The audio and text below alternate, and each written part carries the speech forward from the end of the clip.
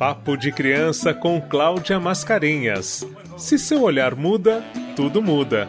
Apoio Instituto Viva Infância. Papo de Criança. Olhar a criança, olhar o seu ponto de vista. Fala-se tanto sobre a criança, faz-se tanto pela criança, mas será mesmo que temos escutado o que realmente são as diversas infâncias? Temos escutado as crianças? O Papo de Criança com Cláudia Mascarenhas é uma oportunidade para falar sobre as diversas infâncias e da criança como criança, a partir de suas delicadezas e também suas chateações. Aí vem o Papo de Criança com a Cláudia Mascarenhas. Olá, eu sou Cláudia Mascarenhas com mais um bate-papo de criança. Se seu olhar muda, tudo muda. Hoje a gente vai ter o episódio chamado Comunidade Escola e vocês vão ver que tem muita coisa interessante, como a organização de uma comunidade, como a gestão participativa e democrática pode fazer toda a diferença na vida das pessoas, no cotidiano das pessoas. E hoje a gente vai ter então 3 convidados para lá de especiais. Inês Cristina de Mari Salles. Ela é mestre em educação, na vida é aprendiz em pedagogia da cooperação. No trabalho, contribui para a acessibilidade de pessoas com deficiências e grupos vulneráveis. Tudo feito com prazer de tecer conexões entre as artes e as aprendizagens, o corpo e a alma, a favela e a cidade, os direitos e a participação social. Ela é mestre em educação pela PUC no Rio de Janeiro, especialista em pedagogia da cooperação e metodologias colaborativas pela UNIBR, o Projeto Cooperação São Paulo, Arte e Educação no Instituto Artes Tear, Leitura e Escrita na UFRJ, Cooperativismo na UVA, Linguagem na Unessa e Graduação em Fonoaudiologia. É associada fundadora da Cooperativa Educacional Integrada Tupanambé. Trabalha com atendimentos terapêuticos e ações de inclusão social em organizações. Coordenadora e consultora de projetos ligados aos direitos das crianças, adolescentes e mulheres na Rede de Desenvolvimento da Maré. Entre 2015 e 2019, participou do Conselho Administrativo do Serviço de Aprendizagem e Cooperativismo, SESCOP, no Rio de Janeiro, e do Conselho Municipal dos Direitos da Mulher. Atualmente representa as Redes da Maré no Conselho Municipal da Criança e do Adolescente. Colaboradora em pesquisas nas áreas de direitos humanos, com foco em educação, gênero e cooperativismo. Temos também como convidada Gisleide Gonçalves. Ela é professora da Rede Municipal de Educação do Rio de Janeiro, tem formação em pedagogia e em letras e pós-graduação em gestão escolar e em gênero e sexualidade. Atua como diretora-geral do CIEP, ministro Gustavo Capanema, situado na comunidade da Maré. A escola atende ao turno do primeiro ano do ensino fundamental, com alunos de 6 anos aos 12 anos. E também funciona com projeto para alunos de 16 aos 60 anos. O nosso outro convidado é Adriano Souza, que é professor do ensino fundamental da Secretaria Municipal de Educação da cidade do Rio de Janeiro e atualmente ocupa o cargo de diretor no CIEP Hélio Schmidt, localizado na favela Parque Rubens Vaz, no Complexo da Maré. Está na escola desde 2012 como professor e desde 2018 como diretor. Tem licenciatura plena em Geografia pela Faculdade de Educação de Duque de Caxias e em Pedagogia pela Universidade do Estado do Rio de Janeiro, a UERJ, além de 2 especializações em Educação Ambiental e Gestão do Trabalho, Pedagógico, Administração, Orientação e Supervisão Escolar, ambas pela Universidade Cândido Mendes. Vamos escutar essas pessoas que têm muito, muito, muito a ensinar para a gente e vocês vão ver que trabalho incrível de gestão participativa e de democracia que eles estão inventando, criando com muita solidariedade, muito afeto, e eu queria muito que vocês pudessem ver que bacana é esse trabalho. Por isso que eles são os nossos convidados do Papo de Criança. Bom, já que eu já comecei falando, né? Bom, eu estou já no meu 4º ano como diretora-geral do CIEP Ministro Gustavo Capanema, na comunidade da Maré. É uma escola que está já há 35 anos na comunidade, né? Um CIEP, é uma escola de grande porte, onde a gente atende crianças do Fundamental 1 até o PEJA, né? Adultos, jovens e adultos no horário à noite. O trabalho desenvolvido na escola é um trabalho onde a gente vem buscando uma parceria com a comunidade, um resgate da história da escola e da comunidade, né? Principalmente nesse período de afastamento social, a ideia de estreitar laços da escola com a comunidade. Eu acho que nesse ano e nesse momento são os pontos focais do desenvolvimento do trabalho da escola. Não sei se não vou me alongar tanto, porque aí a gente vai falando, né, mais sobre o desenvolvimento do trabalho na conversa, senão não dá tempo. Isso, oi, Inês. Então, minha querida, eu acabei de reparar que nessa vida da tecnologia maravilhosa, eu te mandei uma apresentação um pouquinho antiga. Então, depois eu vou te mandar uma mais atualizada, tá? Porque eu já passei o bastão lá no Conselho da Mulher para uma outra mulher da Redes da Maré e estou numa representação da Redes da Maré no Conselho Municipal da Criança e do Adolescente. Então, está sendo uma experiência muito bacana, porque exatamente a gente está na pandemia, né? Então, a gente está tendo que, primeiro, aprender a trabalhar dessa maneira, porque as violações de direito não pararam, elas aumentaram, né, durante a pandemia. E, ao mesmo tempo, a gente tem essa oportunidade de estar lá dialogando com todos os setores da sociedade que precisam garantir esses direitos às crianças, né? Então, tem uma tensão nesse lugar que ela é muito importante para a gente nesse momento. Então, poder estar nesse lugar nesse momento, inicialmente me causou um susto, porque é muita demanda, são muitas violações em diversos âmbitos da infância e da adolescência, né? Mas, ao mesmo tempo, trouxe uma força muito grande para a gente dialogar sobre as questões mais importantes nesse momento, né? Então, qual é a qualidade de presença essencial de cada ente nesse sistema de garantias de direitos, né? Então, está sendo uma experiência muito boa. E aí, quero agradecer também essa oportunidade de estar aqui conversando com vocês, porque eu acho que a gente está num momento que a gente precisa muito conversar, né? Saúde, educação, estão num lugar na sociedade, né, muito central e vivendo muitos problemas, né? A gente precisa que toda a sociedade também se ocupe de cuidar da saúde e da educação. Sim. Muito obrigada.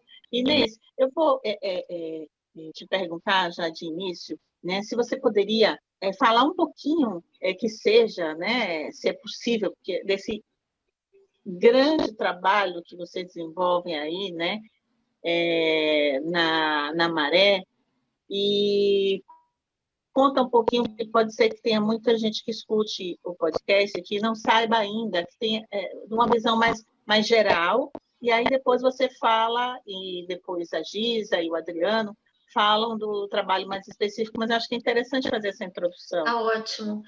Então, a gente, na Redes da Maré, tem um trabalho de ação territorial, né, de desenvolvimento territorial. Então, com a pandemia, havia um risco de uma contaminação em massa. São 140 mil moradores num território razoavelmente pequeno, né? Então, vai do Caju à Ilha do Governador, é uma faixa, né, um lado da Avenida Brasil, na entrada da cidade, mais ou menos uma orla de praia aqui do Rio de Janeiro, né, com 140 mil habitantes, né? Então, é muita gente.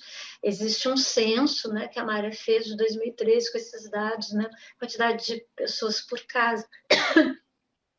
IDH de cada pedacinho da Maré, o maior conjunto de favelas do Rio de Janeiro, são 16 favelas. Então, a Redes da Maré, ao entender o que estava acontecendo, rapidamente se organizou com os parceiros todos, né, e qualificou a sua presença no território nesse momento, entendendo que precisava apoiar as principais famílias que estavam em situação de vulnerabilidade, que ela já tinha identificado pelo censo Maré, inicialmente eram 4.000 famílias e tal, e começou uma campanha grande, inicialmente, para garantir o direito à alimentação dos moradores de rua, e aí, aos poucos, começou a chegar as pessoas que perderam trabalho, então a gente começou a desenvolver um braço de geração de renda com as mulheres, então elas começaram a fazer máscara, comida para servir para essa população de rua, diariamente, uma quantidade muito grande de comida está sendo feita ainda. E aí a resposta da população foi tão séria, né? O impacto da pandemia foi tão sério, a maioria daquelas pessoas teve uma alteração na sua vida de trabalho, muita gente vivia do trabalho informal, muita gente era camelô, muita gente era auxiliar de serviços gerais, faxineiros, e tudo parou, né? Então, as pessoas chegavam pedindo muita ajuda, então a Redes tem uma equipe social, com assistentes sociais e psicólogos, então ela desenvolveu, e toda a equipe foi apoiar essas ações, né? Então, ligações para a família, articulação com outras instituições do território que também atendem essa população para facilitar o contato, e até as visitas domiciliares, né? Então, quando a gente chega em agosto, a gente já estava atendendo 13.000 famílias, né? Triplicou o número de pessoas com necessidade de assistência nesse período, né? Então, a campanha foi muito intensa. E isso tudo aí, Inês, é preciso ficar claro que é uma ação comunitária, não é isso? Exatamente. Assim, vou deixar claro para quem está ouvindo, é uma ação comunitária, a organização da própria comunidade, que, como você disse, muito prontamente, muito rapidamente se organiza, né, para esse enfrentamento. A gente viu 3 movimentos aí. Um era o conhecimento que a Redes tinha do próprio território, e isso fez muita diferença. O envolvimento da Redes, né? A Redes, ela é uma organização feita praticamente por moradores, né? Então, isso também potencializou. O diálogo com os financiadores, o tempo todo, atualizando o que estava acontecendo, as necessidades principais, né? Tanto que os projetos, eles não pararam, a gente adaptou o projeto para o modo remoto e para o trabalho da campanha, né? E esse é um dos lados que eu acho, uma das aprendizagens mais valiosas desse período, né? Começou a haver um diálogo de várias lideranças de territórios, de periferia de favela. Houve uma organização maior, um diálogo melhor entre todos esses atores, produção de conteúdo, de conhecimento, de articulação política, de incidência política, né? Então, essa pandemia, ela trouxe uma nova visão sobre o povo de favela, porque a gente estava vivendo uma visão de criminalização das pessoas que estavam na favela, no estado do Rio de Janeiro. E né, então agora as pessoas veem, epa, eles são os trabalhadores, estão fazendo falta aqui no meu prédio, estão fazendo falta aqui na minha empresa, né? Estão precisando de ajuda lá. E, ao mesmo tempo, uma possibilidade de incidência política maior e que talvez se estabeleça aí até a gente garantir esses direitos para todas as pessoas, né?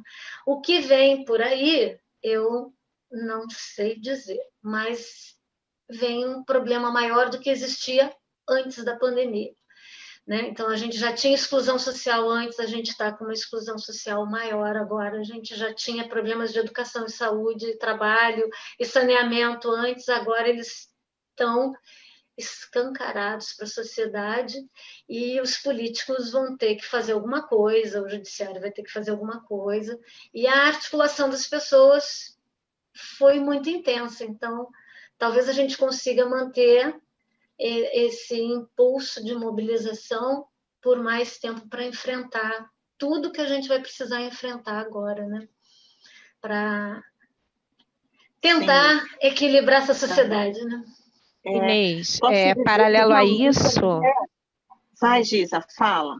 Inês, paralelo a isso, a rede também atuou junto das escolas. A gente também manteve as parcerias das escolas nesse momento, até para essa movimentação de valorização do espaço escolar, né? Esse momento de escolas fechadas. Tiveram casos de escolas sendo depredadas, invadidas, né? E a rede esteve junto conosco para esse movimento de valorização do espaço escolar também. Isso foi bem bacana, porque os projetos não pararam, né? A rede tem um eixo Os projetos não pararam. E aí se viu a necessidade de abrir um espaço de diálogo com os diretores, né? Começou a aparecer nessa série de problemas, e aí pensar junto o que fazer, como valorizar as escolas. Então, inclusive, a minha escola foi depredada. Desculpa te interromper. A minha escola também. Uhum. Esse período, né, de escola fechada, a gente infelizmente teve uma incidência grande de espaços sendo vandalizados, né? E isso entra na questão da questão das áreas de lazer também nas comunidades, né? Porque quando a escola está aberta, né, qual é o local de espaço de lazer para essa comunidade, não só para o aluno, né? Mas para a comunidade em si, é a escola. E aí a gente vê esse espaço fechado, né? De uma hora para outra. Então, tivemos alguns casos, sim, e a rede foi bem parceira da gente, né? Para divulgação de vídeos e de panfletagem para a gente cuidar desse local, né? Do cuidar da escola. Porque a escola não se faz só pelo professor, pelo aluno, a escola se faz por todo mundo que está ali em volta dela. Isso, eu acho que está bem na direção daquele outro assunto que a gente estava falando, nessa coisa do abrir a escola, né? Então, como é que a sociedade lida com isso? Porque como é que pode, né, depredar?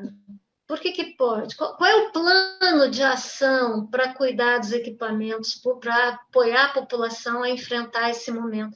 Esse foi o problema da gente, né? No Rio, no Brasil, não teve plano. Não teve plano, foi cada um por si, e depois apagar incêndio aqui, apagar incêndio ali, né? Então, aí vem essa situação, né? Abrir a escola 2, 3 horas para diminuir esse tipo de problema. Foi uma alternativa que foi criada e tal, mas que a gente sabe que também traz problemas, né? Só o deslocamento, porque é tudo tão fragmentado, né? Que assim, como é que faz para as pessoas chegarem na escola? Elas têm que pegar um transporte. E o sistema de transporte? Qual o compromisso do sistema de transporte no enfrentamento da pandemia? Né? A gente está vendo o BRT, os ônibus e os trens aglomerados. Né? Aí a pessoa fica oprimida, com medo de perder o emprego e se sujeita àquilo. Né? E pega o vírus. E passa o vírus. Passa o vírus sem sintoma. Então, é como se o sistema de transporte não fizesse parte da cidade, ninguém fala, né? Aí a medida deles retirar os ônibus, então não tem um diálogo, não tem um compromisso, não tem um plano integrado, né? Não houve integração federal, estadual, municipal, não houve um plano integrado com a cidade. Foi isso, as populações tiveram que se organizar, né? O pessoal da favela... Porque a pandemia ela vem, né? Do nada, assim, pá, né? Por mais que a gente já tenha, antes de se estabelecer no Brasil, a gente já ouvisse as notícias sobre, né? Mas quando ela chega, ela vem assim de repente. Tanto é que a gente sai da escola, fecha a escola, achando que ficaria um mês, no máximo, com a escola fechada, né? E aí a gente agora se vê com todo o primeiro semestre fechado e esse início de segundo semestre com a escola também fechada, né? Ninguém estava preparado para isso. Então, essas questões de ações do que ser feito elas vêm com as demandas, né? A demanda vem, a gente tem que pensar uma reação do que acontece, do que vem acontecendo. Sim. Isso Queria não só chamar na a Adriana. educação. Adriana, fala um pouco aí da sua escola também. A gente entra na gestão após um processo sucessório muito difícil, né? Foi um processo muito, muito delicado. E nós entramos em 2018 na gestão da escola. E foi uma gestão desacreditada, né? Por diversas pessoas, pessoas que têm cargo, por exemplo, a coordenadoria, né? Eu sei que foi muito complicado e era desacreditado. Então, ontem saiu o resultado do IDEB. E nosso IDEB em 2017, a média, nosso alcance foi de 4,8. E para 2019 a gente precisava de 5,2 e nós chegamos a 5,2. E nós conseguimos com muito trabalho. A Inês sabe, a Inês conhece, o nosso CIEP está todo revitalizado, a gente está tentando revitalizar, está pintado, está bonito, né? E nossa gestão se baseia numa gestão participativa, na perspectiva democrática, e isso tem surtido muito efeito. Nossos casos de violência diminuíram, nossos casos de depredação diminuíram. Teve agora, por conta da pandemia, a escola foi roubada, o quadro de energia da escola foi roubado, e a gente está sem energia, mas a gente está aqui trabalhando. É um CIEP de quase 30 anos, e é muito, muito bacana. Eu já tive várias oportunidades de sair daqui, mas desde que eu estava em sala de aula, eu me afeiçoei tanto pelo local quanto pelos alunos, né, pela comunidade, porque é bem bacana.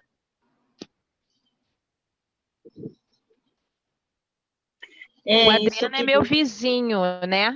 Nossas escolas são próximas também, são na Maré. E aí, Adriano, vou te falar uma coisa que disseram para mim quando eu entrei no Capanema, né? Eu estou no Capanema já há 8 anos. Eles falaram que a Maré, ela vicia. Quem entra achando que vai ficar 1, 2 anos, né? E fica a vida inteira. Eu, por exemplo, na minha escola, eu tenho professores que estão na minha escola há 30 anos, que tiveram toda a sua carreira dentro do CIEP, né? Esse ano a gente está fazendo 35 anos, e a gente tem professores que se formaram enquanto professores, que criaram seus filhos, os filhos foram alunos e agora os filhos são professores dentro da escola. Né? Então, ajudaram a construir, trabalharam na construção do CIEP. Então, a Maré, ela tem essa característica, né? Quem está na Maré raramente sai, fica, porque vê o desenvolvimento do trabalho, né? Realmente é viciante. E a gente vê a importância do trabalho da gente, né? As conquistas, elas acabam sendo dobradas, né? Porque a gente passa e não por essas sozinhos. questões da dificuldade. E não sozinhos. Por exemplo, tem a Redes da Maré, que atua aqui na escola no reforço escolar, além de outras demandas, né? Eu tenho um Maré Faz Arte, que é um grupo de senhoras que fazem artesanato. A gente já está com proposta para poder ensinar os alunos as artes manuais. A gente tem uma escola de futebol, que tem uma sala aqui também, que atende também os nossos alunos. Fora as outras parcerias, sozinhos a gente não tem como, né? Não tem como prosseguir, não tem como fazer. E são esses estreitamentos, essas relações estreitas que a gente consegue ter êxito em muita coisa. Porque sempre que vai a mídia, o Complexo da Maré, é sempre numa perspectiva negativa. Só que muita coisa boa acontece, só que não é dada a visibilidade que merece. Né?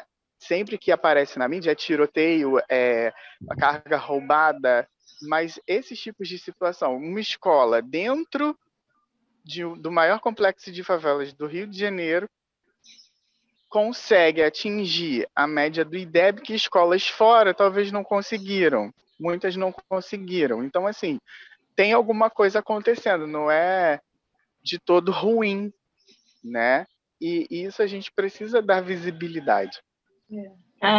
Sim, Adriano, você tocou no ponto fundamental, né? Porque eu queria que vocês falassem realmente um pouco mais sobre essa parceria comunidade-escola, sobre a potência que isso tem, a potência transformadora que isso tem, né? Para uma comunidade, para uma cidade. É muito bacana mesmo isso que você está dizendo. Queria muito que vocês contassem mais como se passa essa parceria. Quando o Adriano fala dessa coisa da parceria, né? A gente em off estava conversando sobre o papel da escola e eu comento que a escola ela não se faz sozinha, né? Em momentos em sala de aula com os pais, eu sempre deixava bem claro que a gente tem numa sala com 30, 35, a educação que o pai, aquela família dá para aquela criança, não está dando só para aquela criança, está dando para os colegas da criança também, porque é troca, né? Então, nada que acontece na escola é solitário, é tudo coletivo. Então, para a escola se fazer, ela precisa desse coletivo, ela precisa desses atores externos para ela se fazer, para o trabalho ser realizado. E a gente vê muito isso na Maré, né? A gente vê esses atores como a ONG da Rede da Maré, e também a comunidade em si, os pais, né? Os pais dos alunos, a forma como eles entendem esse espaço, como eles entendem a escola. Esse ano, o Capanema, o projeto pedagógico da escola é realmente voltado para isso. O resgate da história da escola, o resgate da história da comunidade, e aí, por conta do ensino remoto, a gente teve que adaptar, né, todo o desenvolvimento do projeto, mas a gente vem contando com a parceria de responsáveis e de alunos, mandando depoimentos, principalmente nesse mês que a gente está fazendo aniversário, né, o mês de setembro, a gente está comemorando os 35 anos, e a gente vem pegando depoimentos de ex-professores, de ex-alunos, de ex-diretores, de alunos atuais da escola. Nós não atuamos só com infância, né? Nós temos alunos jovens e adultos por conta do PEJA, e a gente vai vendo o depoimento desses parceiros, de quem está na escola, e entende que nada ali, nenhum tijolinho foi feito sozinho, nada da história. Esses 35 anos, eles foram construídos coletivamente. Se não tivesse essa coletividade, não teria história a ser contada, não teria trabalho. Eu queria fazer uma observação como representante de uma instituição da comunidade, né? E é uma coisa parecida, eu fui dar um curso sobre leitura e escrita e estou trabalhando lá há mais de 10 anos já. Então, o que captura a gente nesse lugar, né? Eu acho que é exatamente esse movimento, né? A gente encontra ali essa realidade complexa que a gente vive no mundo, né? Então, a gente tem essa escola que foi construída dentro de um projeto pedagógico muito diferente, a gente tem esses professores que se constituíram professores nesse processo de visão educacional, né, da ideia dos CIEPs e tal, mas ao mesmo tempo, né, isso foi se perdendo um pouco e essa escola foi ficando de novo com aquela cara da escola da fábrica da modernidade, aquela escola, né, seriadona, um atrás do outro, não pode falar, o conteúdo. Só que o tempo não para, né? A complexidade só se aprofunda e a gente chega num momento que a gente entende que existe a cultura da infância, existem as infâncias, né? A gente chega num momento de mundo que entende a criança de outra maneira, né? Então, esses estudos da sociologia da criança, eles mudaram muito e começa a chegar educadores que já estão também aprendendo isso, né? Então, a gente começa a ter diálogos muito mais possíveis entre essa tradição antiga e essas novas possibilidades, e aí coisas vão acontecendo, né?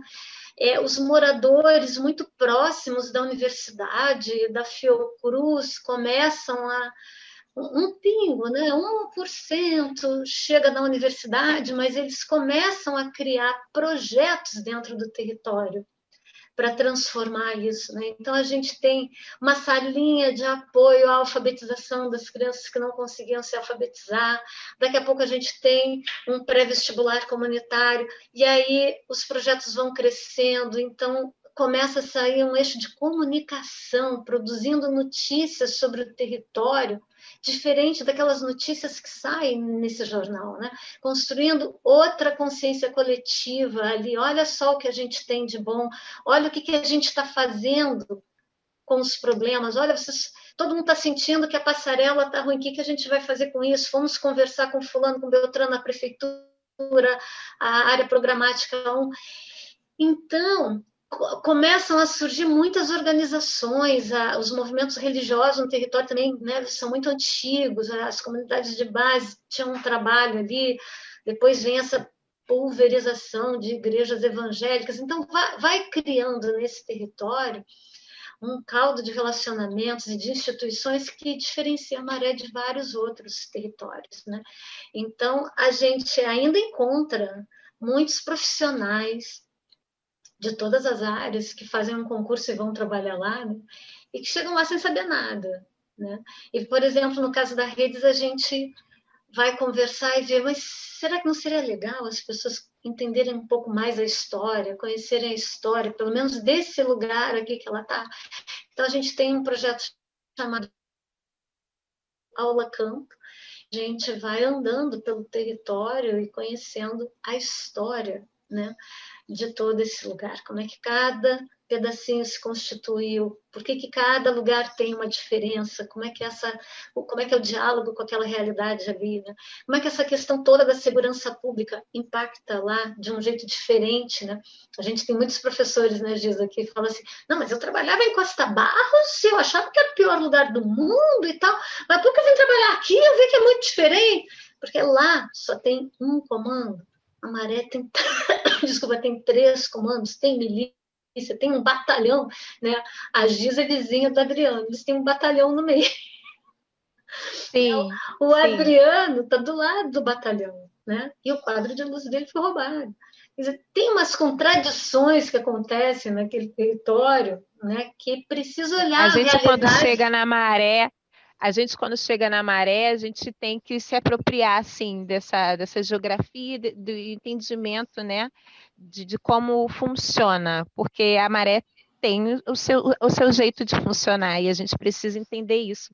Essa aula passeio, Inês, nós iríamos fazer, estava programada para a gente fazer esse ano, mas por conta da pandemia não podemos, né, por conta até do projeto da escola, do resgate da história da Maré. Isso. Mas a gente teve também um centro de estudos com a Redes falando sobre o censo. Eu tenho muitos professores novos esse ano na escola, né?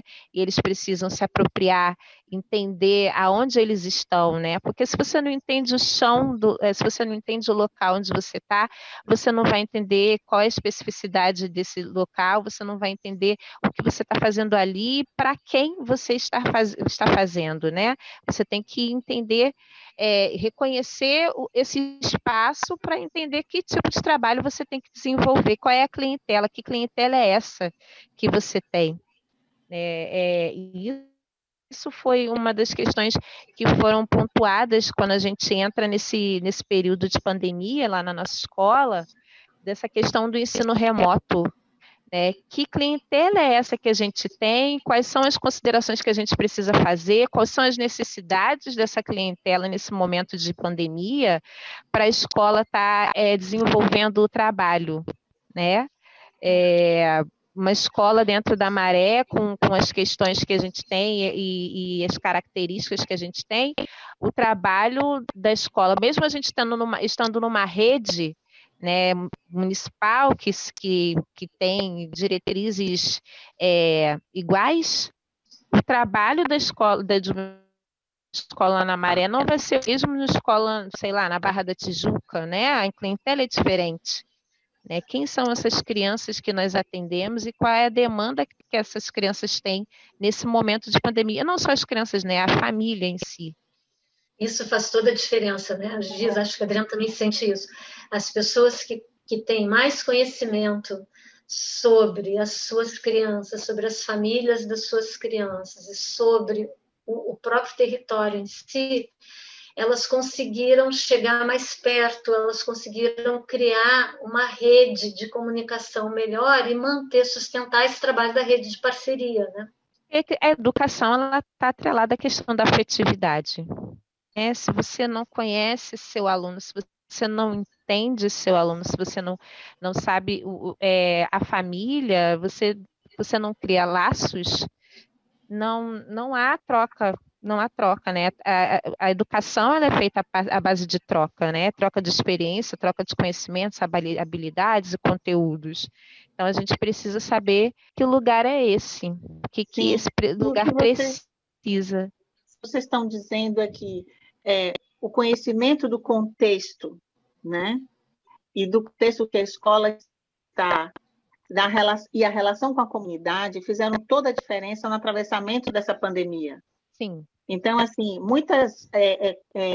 muitos aspectos, muitas condições estão sendo levantadas agora, né, a partir da pandemia, mas é alguma coisa que vocês já tinham em mente, que vocês já administravam nessa gestão participativa que vocês fazem. Acho que isso é muito importante. Talvez vocês possam apontar, assinalar para quem está escutando a gente, que aspectos foram esses, né, da relação com a comunidade, na relação do contexto, mas em termos assim práticos, a Adriana, e se quiser Inês complementa, o que vocês podem dizer para outras escolas públicas de outros lugares, né, que para vocês foi muito importante nesse momento de pandemia? Júlia sentada. Oi, tudo bem? Aqui é a Carol. E eu quero falar que um livro que eu gostei bastante, que eu li esse ano, foi um livro Diários do Vampiro, que é Reunião Sombria, que é a primeira parte, que eu ganhei da tia Aline. Eu gostei muito desse livro e agora eu vou ler a segunda parte, mas a primeira parte eu gostei bastante. É uma brincadeira que eu gostei muito, eu aprendi aí na lona, foi cada coelho na sua toca, que tem que juntar 2 pessoas e uma pessoa entrar por baixo, que é cada coelho na sua toca. Ou eu sou a Rayane, um livro que eu gostei muito é um gibi da Turma da Mônica. A Festa Surpresa da Magali. Um livro que eu gostei muito foi esse livro. E uma brincadeira que eu gostei bastante foi uma brincadeira que meu pai ensinou para meus irmãos, que era da época dele. Que é tipo botar um garfo, uma colher e uma faca, assim no chão ou então na mesa. Aí a outra pessoa tem que fechar os olhos, ou então ir assim para outro lugar assim que não consiga ver. E a outra pessoa que está aqui tem que tocar em algum desses 3, no garfo, na faca ou na colher. Depois a outra pessoa tem que vir e tentar descobrir aonde essa pessoa colocou a mão. Tocou, entendeu? Só isso. Olá, gente. Meu nome é Vitor Hugo Nascimento Cardoso. Eu tenho 10 anos e quero editar o livro do Capitão Cueca. Eu achei muito legal. Eu tô achando muito legal, muito legal. Tô lendo muito. Não vou parar de ler. Só vou parar de ler quando eu terminar, né? Eu moro aqui na Maré, na Baixa do Sapateiro. E é muito bom morar aqui. Uma casa maravilhosa. E tia, essa brincadeira, eu gosto mais de brincadeira bandeirinha. Brincadeira bandeirinha assim. A pessoa vai ter vários times, aí um time do lado do time do outro. Você vai puxar o time, uma pessoa só, você vai puxar o time, e a outra pessoa que tá do seu lado, ele vai ter que correr, pegar a bandeira e correr pro seu time, que o seu time que ele vai correr, que o seu time que vai pegar o chinelo vai correr pro seu lado, no seu lugar, você vai ver assim. Ficha técnica. Música: Luciano Salvador Bahia. Desenho: Menina da Jujuba, Renato Barreto. Lema central: Se seu olhar muda, tudo muda, Fernando Passos, Engenho Novo. Locução: Marcelo Abud. Assistente e produção: Luísa Guerra. Estúdio: Alex Carlyle. Júlia ainda não quase tudo. Júlia já pouquíssimas coisas. Júlia tá chegando no